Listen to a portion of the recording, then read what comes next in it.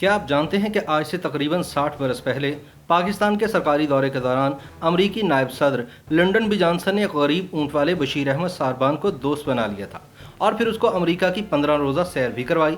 بعد میں جانسن 5 برس امریکہ کے صدر بھی رہے۔ کہانی کچھ یوں ہے کہ 20 مئی سن 1961 کو امریکہ کے اس وقت کے نائب صدر لنڈن بی جانسن پاکستان کے دورے پر کراچی پہنچے تھے۔ ان کا قافلہ شارع فیصل پر ہوائی اڈے سے ایوان صدر کی طرف رواں دواں تھا۔ سڑک کے اطراف ان کا خیر مقدم کرنے والی عوام کا ہجوم تھا۔ جانسن نے تمام سفارتی اور حفاظتی آداب بالائے طاق رکھتے ہوئے کئی بار راستے میں اپنی گاڑی روکی اور گاڑی سے اتر کر لوگوں سے ہاتھ ملایا اور خوش خلقی سے باتیں کی۔ ڈرگ روڈ ریلوے اسٹیشن کے نزدیک انہیں اچانک ایک اونٹ گاڑی نظر آئی۔ وہ اپنے قافلے کو رکوا کر گاڑی سے اترے اور حفاظتی تدابیر کا خیال کیے بغیر سیدھے اس گاڑی کے مالک کے پاس پہنچ گئے، جس کا نام بشیر احمد تھا۔ انہوں نے ترجمان کی مدد سے اس سے بے تکلفانہ گفتگو کی۔ اونٹ گاڑی پر بھوسا لدا ہوا تھا۔ لنڈن بی جانسن کے استفسار پر بشیر احمد نے انہیں بتایا کہ یہ مویشیوں کا چارہ ہے اور اس کے اونٹ کی عمر 5 برس ہے۔ بشیر احمد نے جانسن کو یہ بھی بتایا کہ وہ اپنے اونٹ کو پیار سے غازی کہتا ہے۔ بشیر احمد کی سادگی پر جانسن بہت خوش ہوئے اور انہوں نے اس سے کہا کہ آج سے ہم دونوں دوست ہیں اور کیا وہ اپنے اس نئے دوست سے ملنے کے لیے امریکہ آنا پسند کریں گے۔ بشیر احمد نے جواب دیا، کیوں نہیں، بے شک، شکریہ۔ ان الفاظ کے علاوہ وہ کچھ اور نہ کہہ سکے۔ اس پر سب لوگ ہنس پڑے۔ جانسن نے بشیر کو ایک خوبصورت بال پوائنٹ قلم تحفے کے طور پر دیا۔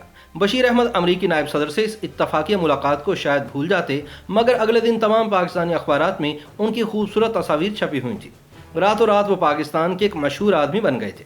چند دن بعد روزنامہ جنگ کراچی میں معروف کالم نگار ابراہیم جلیس نے اپنے کالم وغیرہ میں اس واقعے کا ذکر کیا اور لنڈن بی جانسن کے اس اقدام کی بڑی تعریف کی۔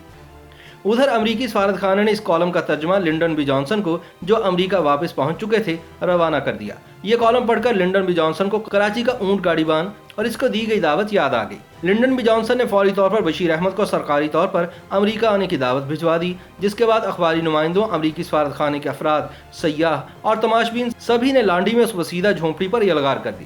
بشیر احمد اس جھونپڑی میں اس وقت سے مقیم تھے جب وہ اپنا گھر بار بریلی میں چھوڑ کر پاکستان آ گئے تھے۔ بشیر احمد امریکی نائب صدر کی دعوت ملنے کے بعد ایک اور الجھن میں مبتلا ہوئے کہ وہ روز کنواں کھودتے تھے اور روز پانی پیتے تھے۔ اگر وہ امریکہ چلے گئے تو ان کے بچوں کا رزق کیسے چلے گا؟ امریکی سفارت خانہ نے اس مسئلے کا حل یوں نکالا کہ بشیر احمد کی عدم موجودگی میں ان کے بچوں کو 25 روپے روزانہ دینے کا انتظام کر دیا۔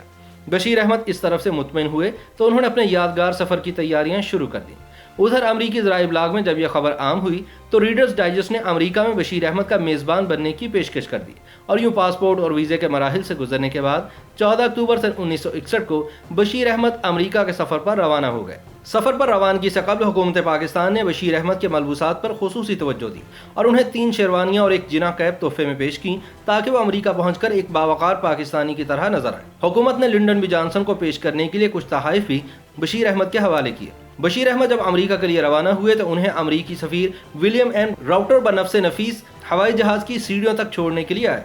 امریکی فضائی کمپنی پین ایم نے انہیں فرسٹ کلاس میں امریکہ کا سفر کروایا، ان کے لیے پاکستانی کھانے کا خاص انتظام کیا اور ان کے ہمراہ اردو بولنے والا ایک پاکستانی بھی بھجوایا تاکہ ان کا سفر آسانی سے کٹ سکے۔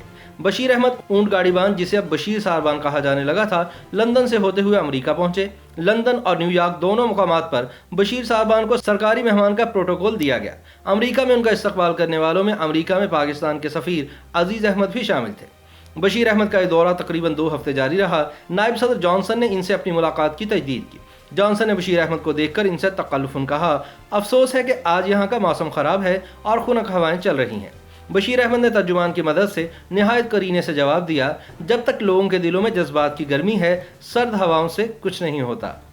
بشیر احمد کو نیو یارک میں والڈورف اسٹوریا ہوٹل میں ٹھہرایا گیا اور انہیں اقوام متحدہ کے صدر دفاتر اور امپائر اسٹیٹ بلڈنگ کی سیر بھی کروائی گئی۔ ان کی ملاقات امریکہ کے ایک اور سابق صدر ہیری ایس ٹرومین سے بھی کروائی گئی، جو بشیر احمد سے مل کر بہت خوش ہوئے۔ امریکی ذرائع ابلاغ کو جب بشیر ساربان کی آمد کی خبر ملی تو وہ اسے ایک دلچسپ واقعہ سمجھے۔ انہوں نے اپنے فقاہیہ کالم نگاروں کو بشیر ساربان کے دورے کی کوریج کے لیے مخصوص کر دیا، مگر اس دوران بشیر ساربان نے، جو بالکل بھی پڑھے لکھے نہیں تھے، اپنی ذہانت سے بھرپور باتوں سے امریکی ذرائع ابلاغ کو بڑا متاثر کیا۔ ابراہیم لنکن کی یادگار پر بشیر احمد نے کہا کہ جب کوئی شخص اپنے ملک کے لیے جان قربان کر دیتا ہے اور ملک اس کی خدمات کو سراہتا ہے تو ایک ایسی ہی یادگار بنا دی جاتی ہے جو قیامت تک तक कायम रहती है। बशीर अहमद ने मजमे में एक लड़की को देखकर कहा कि बेटी की मिसाल घर में इसी तरह होती है जैसे मौसमों में बाहर का मौसम होता है। इनसे पूछा गया कि ऊंट कैसा जानवर है तो बशीर ने हंसते हुए कहा कि ऊंट की मिसाल औरत की तरह है जिसके बारे में कुछ पता नहीं होता कि इसका अगला इक़दाम क्या होगा। टाइम मैगजीन ने लिखा कि बशीर अहमद ने अवाम और अखबारी नुमाइंदों से निमटने में एक मुगल शहजादे की सी आन बान से काम लिया। बशीर अहमद को अमेरिका के मुख्तलिफ इदारों ने बहुत से तोहफे तोहफ़ दिए, जिनमें फोर्ड कंपनी की जानिब से दिया गया एक ट्रक भी शामिल था, जिस पर सफ़ेद और सब्ज रंग करके इसे पाकिस्तानी परचम से हम आहंग किया गया था। लिंडन बी जॉनसन ने बशीर सारबान के बेटे के लिए एक स्पोर्ट साइकिल भी बतौर तोहफा पेश की। चंद माह बाद मार्च सन 1962 में अमरीकी सदर की अहलिया मिसेस जैकुलिन कैनेडी और इनकी बहन राजवाल ने पाकिस्तान का खैरसगारी दौरा किया। उनका दौरा 21 मार्च सन 1962 को लाहौर से शुरू हुआ, जहां इनका पुरजोश इस्तकबाल किया गया। दौरे के आखिरी मरहले में 25 मार्च सन 1962 को वो कराची पहुंची। उसी रोज उन्होंने कराची के ऐवान सदर में अमेरिका के नायब सदर लिंडन बी जॉनसन के दोस्त बशीर सारबान से मुलाकात की। इस मौके पर बशीर सारबान ने अपनी बीवी और बच्चों से मिसेस कैनेडी का तारुफ करवाया और इन्हें अपने ऊंट गाजी पर सैर की दावत दी। मिसेस कैनेडी ने दावत बड़ी खुशदिली से कबूल की और अपनी बहन के साथ ऐवान सदर के लॉन में 5 मिनट तक बशीर के ऊंट की सवारी की। सन 1971 में जब ज़िया मुहय्युद्दीन ने पाकिस्तान टेलीविजन से अपना मशहूर शो शुरू किया तो उन्होंने इस प्रोग्राम में बशीर सारबान को भी मदऊ किया। उन्होंने बशीर सारबान से पूछा कि उन्होंने पाकिस्तान वापस आकर ऊंट गाड़ी चलाना क्यों छोड़ दिया है, तो बशीर सारबान ने बेसाख्ता जवाब दिया कि मुझसे जॉनसन ने कहा था कि पाकिस्तान वापस जाकर मेरी पोजीशन का ख्याल रखना।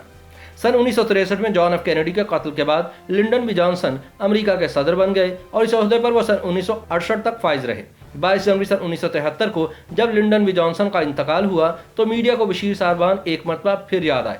वो कराची में अमरीकी कौंसल खाने में मदऊ किए गए, जहां उन्होंने लिंडन बी जॉनसन के इंतकाल पर रखी गई ताज़ियती किताब में अपने तासुरात रकम किए।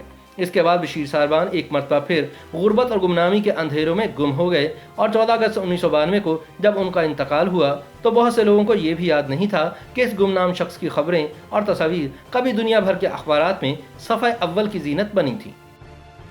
YouTube पर गूगली न्यूज देखने के लिए youtube.com की सर्च बार में गूगली न्यूज टीवी टाइप करें। गूगली न्यूज के पेज पर सुर्ख रंग के सब्सक्रिप्शन वाले बटन पर क्लिक करना ना भूलिए। YouTube पेज पर अपलोड होने वाली वीडियोस से बाखबर रहने के लिए बेल आइकन पर क्लिक कीजिए। आपको हर नई वीडियो के बारे में नोटिफिकेशन मौसूल हो जाएगा।